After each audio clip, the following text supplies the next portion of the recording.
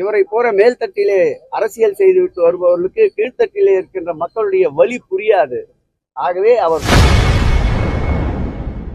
100 நாள் வேலை திட்டத்தில் திமுகவினர் முறைகேடு செய்திருப்பதாக பாஜக மாநில தலைவர் அண்ணாமலை கூறியது குறித்து செய்தியாளர் எழுப்பிய கேள்விக்கு அமைச்சர் சேகர் பாபு பதிலளித்துள்ளார். 100 நாள் வேலை திட்டத்துக்கான நிதி முழுவதும் மத்திய அரசு கொடுத்துட்டாங்க. திமுக கிராம சபையின் மக்களை போய் ஆர்ப்பாட்டம். அண்ணாமலை எப்போ உண்மையை சொல்லியிருக்காரு இந்த விஷயத்துல உண்மையை சொல்றதுக்கு?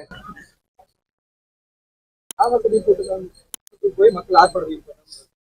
எப்ப அண்ணாமலை உண்மையை பேசியிருக்காரு? தமிழக நலனுக்காக எப்ப பேசியிருக்காரு? அவர் தமிழகத்திற்கு இறக்குமதி செய்யப்பட்ட தலைவர்.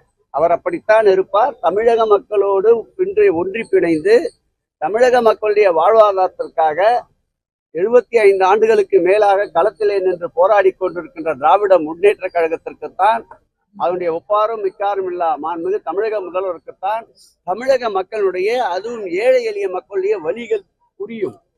இவரை போற மேல்தட்டிலே அரசியல் செய்துவிட்டு வருபவர்களுக்கு கீழ்த்தட்டிலே இருக்கின்ற மக்களுடைய வலி புரியாது. ஆகவே அவர் சொல்வது அத்தனையும் உண்மைக்கு மாறான கூற்றுகள் தான் அவர் வாயிலே இருந்து வருகின்ற அத்தனை வார்த்தைகளும்.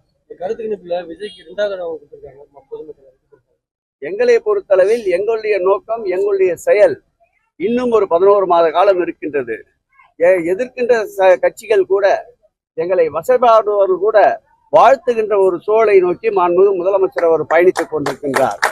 எங்களை நோக்கி ஒரு அடி முன்னோக்கி யாராவது நடந்து வந்தால் உதவி என்றோ நலத்திட்டங்கள் என்றோ எங்கள் முதல்வர் 10 அடி வேகமாக அவர்களை நோக்கி முன்னே சென்று கொண்டிருக்கின்றார்.